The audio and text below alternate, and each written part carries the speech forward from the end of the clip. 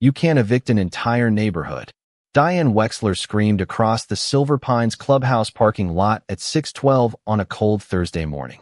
Her voice carried farther than the diesel rumble of the process server's trucks rolling through the stone entrance behind me.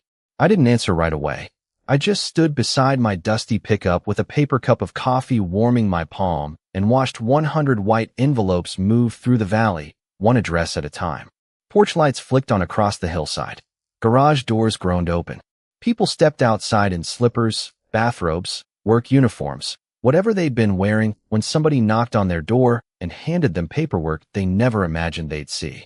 The air smelled like wet pine, cold asphalt, and chimney smoke. Somewhere near the clubhouse, a sprinkler hissed over a lawn polished green enough to belong in a real estate brochure. Everything about Silver Pines looked permanent. The stone walls, the private lake, the rows of expensive homes climbing the slopes. Even the brass letters bolted above the entrance said private HOA property, like the words themselves could settle ownership. 3 months earlier, I would have believed them too. Diane came toward me fast, clutching her phone and a stack of papers against her cream-colored coat. Her white SUV sat crooked across 2 parking spaces behind her. "These people own their homes," she snapped. "You have no right to do this." I looked past her at a father standing barefoot on his front steps, reading his notice beneath a yellow porch light. 2 houses down, an older couple stared at theirs without speaking. I didn't enjoy that sight. None of those families had created the problem beneath Silver Pines. Most of them had signed mortgages, paid property taxes, planted gardens, raised kids, and trusted the documents placed in front of them. But trust doesn't rewrite a deed. "I'm not evicting a neighborhood," I told Diane. "I'm taking possession of my land." Her expression changed for half a second. Not fear. Not yet. Recognition. That tiny frozen look people get when something they've spent years burying suddenly starts scratching at the surface. Then the mask came back. "Your land." She gave a sharp laugh. "This community has been here for 14 years. I reached into the cab of my truck and rested my fingers on the worn brown envelope lying on the passenger seat. Inside was the document Diane had spent months insisting didn't matter. 3,000 acres. One valley. A chain of title older than Silver Pines, older than its clubhouse, older than every neat little street winding across the land below us. Behind Diane, another process server crossed a driveway and delivered envelope number 43. She watched him, then looked back at me. "I'll have this stopped before breakfast." I took a sip of coffee. It had already gone cold. "You should have stopped it 14 years ago." She didn't understand what I meant. Not then. 3 months earlier, neither did I. Back then, Silver Pines was just a name on a stone gate, and I was a man returning to a valley I thought was empty. I had no idea 100 families were living inside my property line. And I had no idea Diane already knew exactly who owned the ground beneath their homes. 3 months earlier, the phone rang while I was standing ankle-deep in mud beside a drainage project outside Flagstaff, Arizona. My gloves smelled like wet soil and hydraulic fluid, and a tracked excavator was idling 20 yards behind me when a lawyer named Harold Price told me my uncle Walter was dead. I had not seen Walter in almost 6 years. That fact sat heavier than the news about the inheritance. Walter Mercer had been my father's older brother, the kind of man who owned 3 good shirts, repaired everything twice before replacing it, and believed silence was usually more useful than conversation. When I was a kid, I spent summers in his valley learning how to reset fence posts, clear culverts, read weather moving across a ridgeline, and recognize the iron survey markers buried along the property boundary. Walter owned 3,000 acres of pine slopes, open meadow, creek bottom, and rocky high country. To me, it had always seemed too large to belong to one person. After my father died, Walter and I slowly drifted apart. Work took me across the Southwest restoring wildfire-damaged land, rebuilding drainage channels, stabilizing slopes, and repairing properties after nature reminded people that maps do not control water. Walter stayed in the valley. Then Harold said something that made me wipe mud from my ear because I thought I had heard him wrong. Walter had left the entire property to me. 10 days later, I was driving north with his estate documents inside a worn brown envelope on my passenger seat. The highway narrowed into County Road, then climbed through familiar timber. I remembered the smell first. Pine needles warming in the sun, dry grass, dust coming through an open truck window. Walter used to meet me at an old cattle gate made from galvanized steel pipe. Behind it was a gravel road that curved toward his cabin beside Mercer Creek. Except the cattle gate was gone. So was the gravel. Fresh black asphalt rolled beneath my tires, smooth and wide, with landscaped shoulders and decorative lamps spaced every 100 feet. I slowed down. My stomach tightened before my mind understood why. Around the next bend stood 2 stone pillars nearly 15 feet tall. Polished brass letters stretched between them. Silver Pines. Private residential community. I checked the directions on my phone. Then I checked Walter's parcel map. Same road. Same creek crossing. Same valley. A small security building stood beside an electronic gate. A uniformed guard stepped outside and raised one hand. I lowered my window. "Morning," I said. "I am looking for the Mercer property." He tapped something on a tablet. "What address?" "There is no street address. It is 3,000 acres. His finger stopped moving. He looked at my dusty truck, then back at the screen. "There is no Mercer property here." Beyond his shoulder, the gate opened for a silver sport utility vehicle. For maybe 4 seconds, I could see straight down into the valley. Rooftops covered the meadow where Walter once grazed cattle. Sidewalks curved between trimmed lawns. A clubhouse stood near the creek. Farther uphill, houses climbed toward the timberline in neat rows. I counted until the gate closed again. 27 roofs before I lost sight of them. I reached for the brown envelope. The guard shook his head. "Sir, you cannot enter without resident authorization." Then a white sport utility vehicle rolled toward us from inside the community. It stopped beside the guardhouse, and Diane Wexler stepped out wearing a navy blazer and the expression of someone arriving to correct a problem. She looked at me, then at my truck. "Can I help you?" I held up the envelope. "I hope so. My name is Caleb Mercer." Her smile disappeared so quickly I almost missed it. Diane stared at me for 1 second too long. It was subtle, but years of negotiating with landowners, county inspectors, and contractors had taught me to notice the moment somebody recognized a problem before admitting it existed. Then her smile returned, smooth and professional. "Mercer," she said. "Walter Mercer?" I nodded. "He was my uncle." Her eyes dropped to the brown envelope in my hand. "I am sorry for your loss. Walter was certainly an interesting man." Interesting. That was a strange word for someone she supposedly barely knew. I asked if we could talk somewhere other than the gate. 20 minutes later, I was sitting across from Diane inside the Silver Pines clubhouse with a cup of coffee I had no intention of drinking. The place smelled like lemon furniture polish and expensive air freshener. Framed photographs covered the walls. Holiday parties. Summer cookouts. Families standing beside the private lake. One photograph showed Diane cutting a ribbon beneath a banner celebrating the 10th anniversary of Silver Pines. She sat behind a polished oak desk and folded her hands. "I understand this must be confusing. That is one word for it." I placed Walter's parcel map between us. According to the estate records, this valley belonged to my uncle. Diane barely glanced at it. Instead, she opened a leather folder and slid her own map across the desk. Almost the entire valley was shaded pale green. Streets, residential lots, common areas, clubhouse property, lake access, utility corridors. In the corner was the Silver Pines Homeowners Association logo. "This community has maintained and controlled this land for 14 years, she said. "Roads, landscaping, security, drainage, utilities." Walter abandoned whatever interest he may once have claimed. Claimed. That word landed harder than it should have. "Ownership is not usually determined by who trims the grass," I said. Her smile tightened. "Property law is more complicated than that, Mr. Mercer." I agree. I leaned closer to her map. Something was missing. No surveyor's seal. No recording number. No county certification. Just clean colored lines printed on heavy paper. "Where is the recorded deed?" The room went quiet except for the low hum of the ventilation system. Diane tapped one manicured finger against the folder.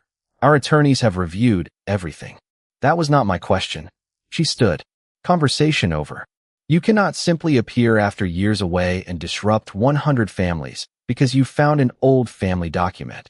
I folded Walter's map and slipped it back into the envelope. Then showing me the deed should be easy. Her jaw tightened. She walked me outside herself. On the way, I noticed a bronze plaque beside the clubhouse entrance. Silver Pines, established 2012. Below it were the names of the original development committee. I memorized them. At the gate, Diane handed me a white sheet of paper. Notice of trespass. Until this matter is resolved, you are not authorized to enter Silver Pines property. I looked from the notice to the hills beyond her shoulder. Somewhere behind those houses ran Mercer Creek. Somewhere beneath 14 years of landscaping were the iron boundary markers Walter had taught me to find when I was 12. I folded the notice once and put it beside the inheritance papers. One more question, I said. When did you last speak to Walter? Diane paused. Years ago. Then she turned away. That afternoon, I called Rachel Boone, the best boundary surveyor I knew in northern Arizona. I told her I had 3,000 acres, 100 houses, and a homeowners association claiming my property did not exist. Rachel was silent for a moment. Then I heard a keyboard clicking. Send me every recorded document you have, she said. And Caleb? Yeah. Do not trust their map. Rachel arrived 2 mornings later in a mud-spattered pickup with survey equipment packed behind the cab and enough county records to fill a banker box. The sun had barely cleared the eastern ridge when we parked on a public turnout overlooking Silver Pines. From up there, the whole place looked almost peaceful. Morning light flashed off windows. Sprinklers clicked across trimmed lawns. Thin chimney smoke drifted above the rooftops. Rachel unfolded Walter's recorded parcel map across my hood and anchored the corners with 2 coffee cups. If these coordinates are right, she said, tracing a line with her finger, your eastern boundary runs straight through that subdivision. I followed the line toward the valley. How straight? She lifted a pair of binoculars. Straight enough that their clubhouse may be sitting inside it. We started outside the gated community where Walter's property bordered county land. Rachel located the first iron marker beneath 6 inches of dirt and pine needles. The metal was rusted almost black, but the survey number was still visible. Walter had shown me markers just like it when I was 12. I remembered him tapping one with his boot and saying, "A fence can disappear. A deed does not." By noon, Rachel had confirmed 4 more markers. Every one matched the old survey. The problem was what happened next. The boundary continued towards Silver Pines.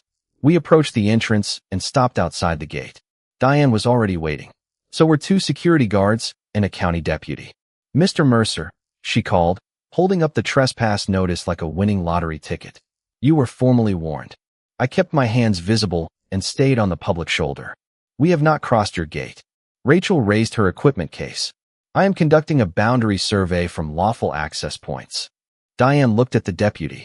They are harassing residents. The deputy studied our paperwork, then looked at Diane. They are standing on county right-of-way, ma'am. That answer did not improve her mood. By evening, Silver Pines residents had started posting photographs of us online. Diane called an emergency community meeting for the following night. I went because my name was printed across the announcement. The clubhouse was packed. Folding chairs filled the room. People stood along the walls. I could smell coffee, carpet cleaner, and the nervous heat of too many bodies in one place. Diane stepped to the microphone before I had even found a seat. A distant heir has appeared with an unsupported claim against our community, she announced.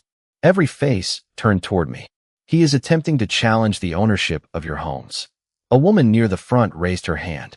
Can he take our house? Diane looked directly at me before answering. That appears to be what he wants. The room erupted in overlapping voices. I stood slowly. That is not what I said. A gray-haired man in a flannel shirt held up a mortgage statement. I have paid on this house for 12 years. Are you saying it belongs to you? I looked around the room. Family photographs showed on phone screens. A little girl colored quietly beside her mother. These were not developers. They were homeowners who believed every signature they had been given. I am saying I do not know what happened yet, I said, but I intend to find out. Diane smiled as if she had already won. Then Rachel, standing beside the rear wall, caught my eye and pointed toward the clubhouse window.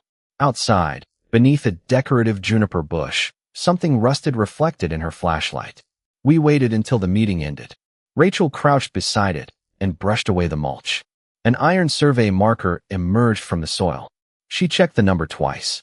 Then she looked up at the clubhouse towering behind us. Caleb, she said quietly, this building is inside the Mercer boundary. The marker changed everything, but not in the way I expected. Rachel photographed it from 6 angles, recorded the coordinates, and compared them against Walter's original survey while I stood beneath the clubhouse lights listening to sprinklers tick across the lawn. The numbers matched. By the next afternoon, we had found 7 more markers along the perimeter, including one behind a backyard retaining wall and another beside the walking trail near Mercer Creek. Every coordinate told the same story. Silver Pines had not simply crossed Walter's boundary by a few feet. A large portion of the community appeared to be sitting inside it. I took everything to Harold Price.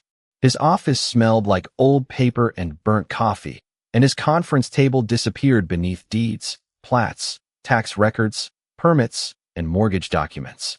Harold spent 3 hours reading before removing his glasses. "This is not going to be simple, Caleb." He showed me why.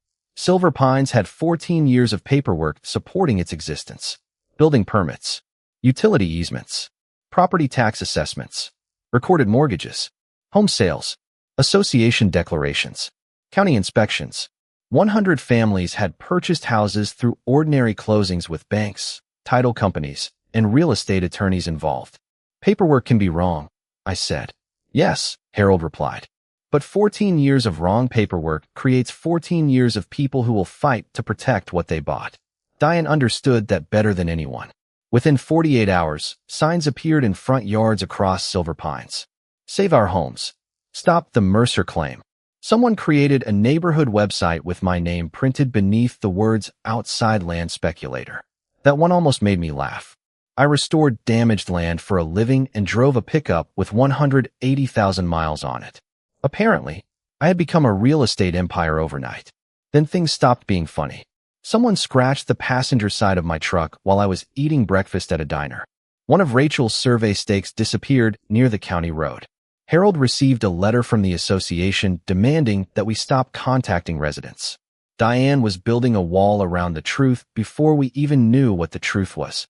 For the first time, I considered walking away. A developer from Phoenix called and offered to purchase my disputed interest as is. The number was large enough to erase every financial problem I had ever had. I stared at the offer on my motel desk while rain tapped against the window. Selling would be easy. Walter would have hated easy.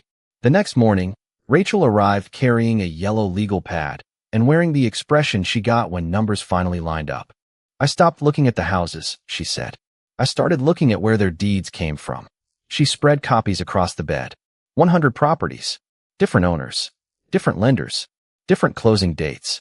But every chain of title eventually pointed backward to the same source. A master parcel transferred to the original Silver Pines developer 14 years earlier. Rachel circled the parcel number in red. "If this document is valid, Diane has a case. And if it is not," she pulled Walter's recorded deed from the stack and placed it beside the developer's master parcel. The legal descriptions overlapped almost perfectly. Same creek, same ridge, same acreage. 2 documents claiming the same ground. I felt that familiar metallic taste in my mouth. The one that came whenever a restoration project revealed damage hidden beneath clean topsoil. "Which one came first?" I asked. Rachel slid Walter's deed toward me. "His. By decades." I looked at the 100 property records spread across the room. For weeks, Diane had been telling everyone I was trying to steal their homes. Now we finally had the question she did not want anyone asking. How had a developer sold land Walter Mercer had never sold to him? The answer was buried in a county archive room that smelled like dust, cardboard, and old carpet. Harold requested every recorded document connected to Walter's tract and the original Silver Pines development, while Rachel rebuilt the property history one filing at a time. 3 days later, we found something nobody had mentioned. In 2011, Walter had signed an agreement with a development company called Northstar Communities. I felt my stomach tighten when Harold placed it on the table. For about 30 seconds, I thought Diane had been right. Then Rachel pointed to the legal description. Walter had granted Northstar limited access across a narrow section of his property for utility work and preliminary development near the southern edge of the valley. It covered less than 200 acres. It was not a sale. It did not transfer ownership. It did not give Northstar 3,000 acres. Most importantly, Walter's signature appeared only on that limited agreement. The master parcel used to create Silver Pines was recorded months later with an attached property exhibit describing nearly the entire valley. Walter's signature was nowhere on the document transferring that larger interest. Harold leaned back in his chair. Somebody treated permission to use one piece of land as though it conveyed ownership of everything around it. I stared at the maps until the colored lines blurred. Can that happen accidentally? Harold gave me the kind of look lawyers give when the truthful answer is more complicated than yes or no. Errors happen. What matters now is who discovered the error when they discovered it, and what they did afterward. That question followed me for the next week. Rachel kept surveying. Harold traced title records. I searched Walter's old files at his cabin, which still stood on higher ground beyond the developed section. The place smelled like cedar, machine oil, and the faint coffee scent that seemed permanently trapped in the kitchen cabinets. Walter had saved everything. Tax receipts, fence invoices, county correspondence, handwritten notes about creek maintenance. Then, just after 9 one rainy night, somebody knocked on my motel door. I opened it and found Martin Kessler standing beneath the walkway light with water dripping from his gray jacket. I recognized him from the emergency meeting. Silver Pine's treasurer, Diane's own board member. "We need to talk," he said. He stepped inside and placed a small flash drive on the desk. I have been on the board for 6 years. 2 years ago, our attorney ordered a title review because a homeowner tried to refinance, and the legal description triggered questions. My eyes moved to the drive. What did the review find? Martin swallowed. The Mercer problem.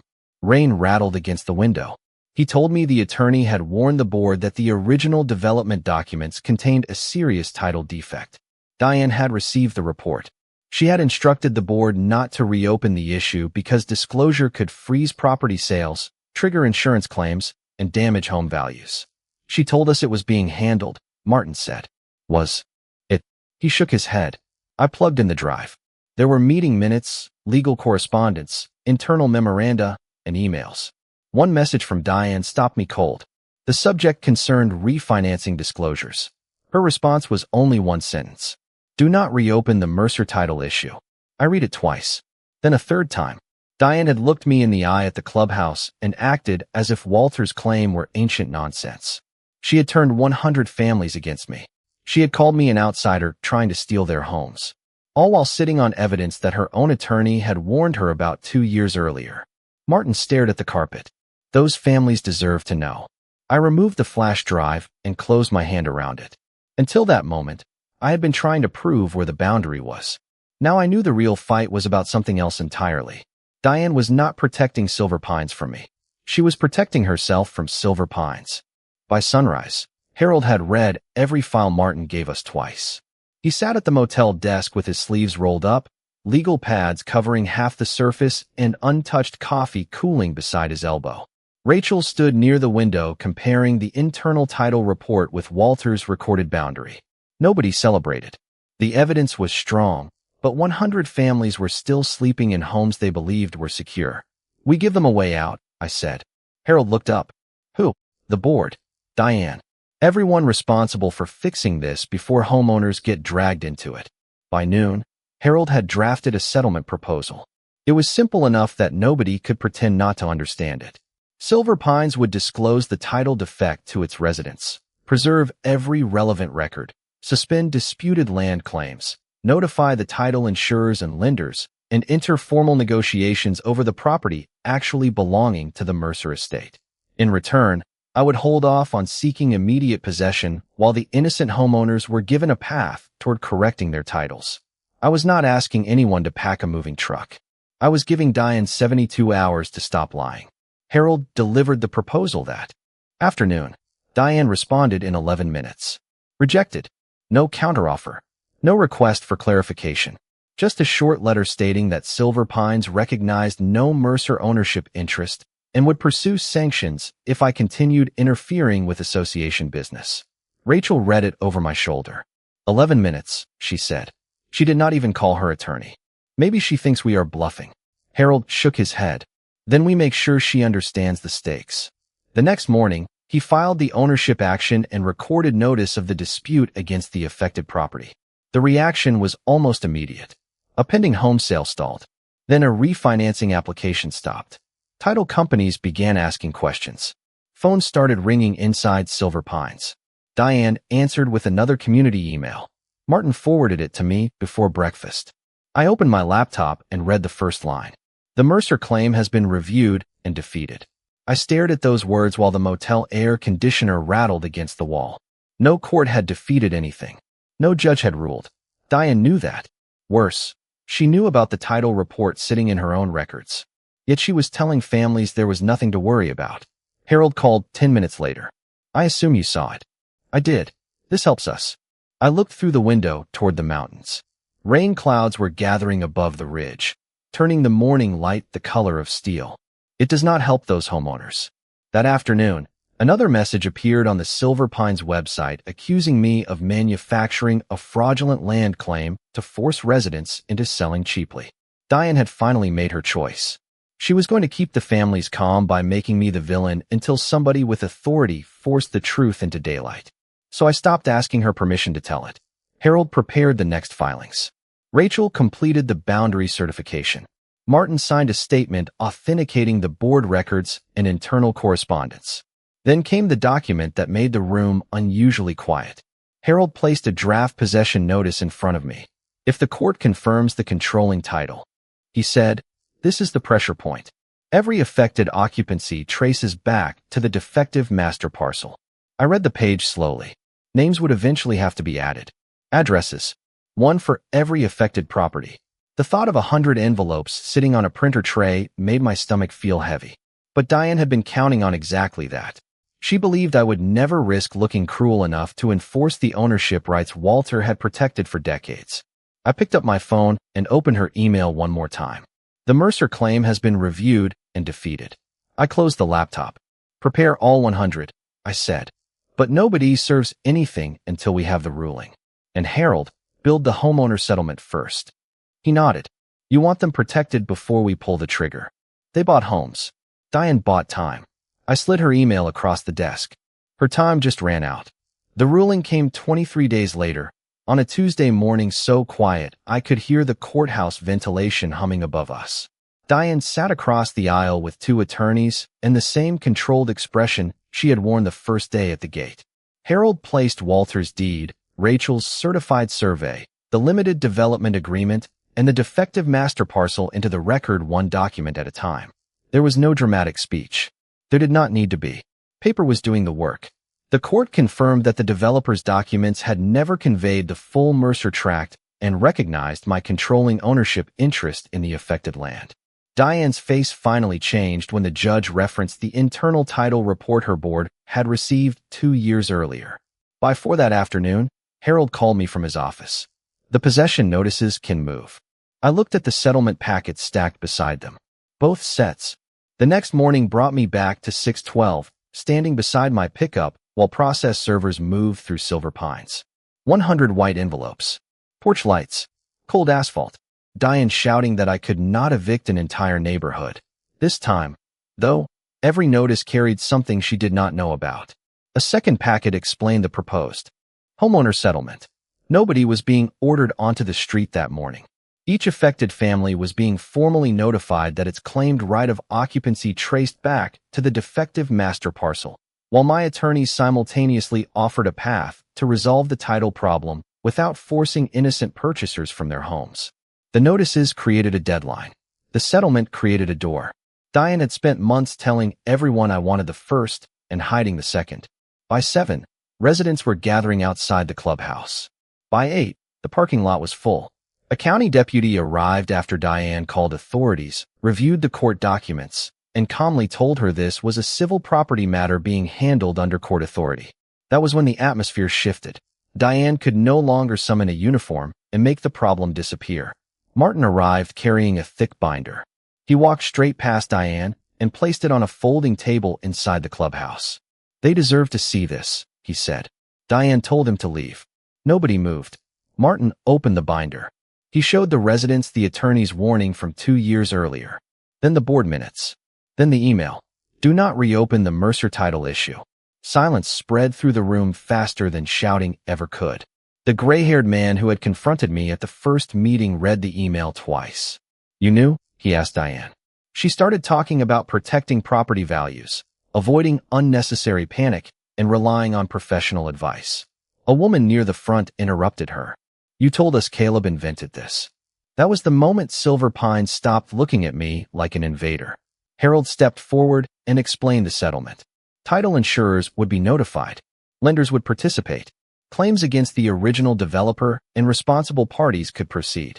Families willing to cooperate would receive a structured path toward corrected property rights rather than immediate displacement. I had authorized the framework before the first envelope ever left Harold's office. Diane stared at me from across the room. Then why serve everyone? She asked. I looked at the 100 notices in the hands around us. Because you had 2 years to tell them the truth and 72 hours to fix it. Outside, the electronic gate opened again as another attorney drove in. Then another. By lunchtime, title companies, lenders, and insurance representatives were calling. Diane had built her authority on the belief that nobody would force the paperwork into daylight. 100 envelopes had just done exactly that. The first thing Silver Pines lost was not its gate, its clubhouse, or even Diane.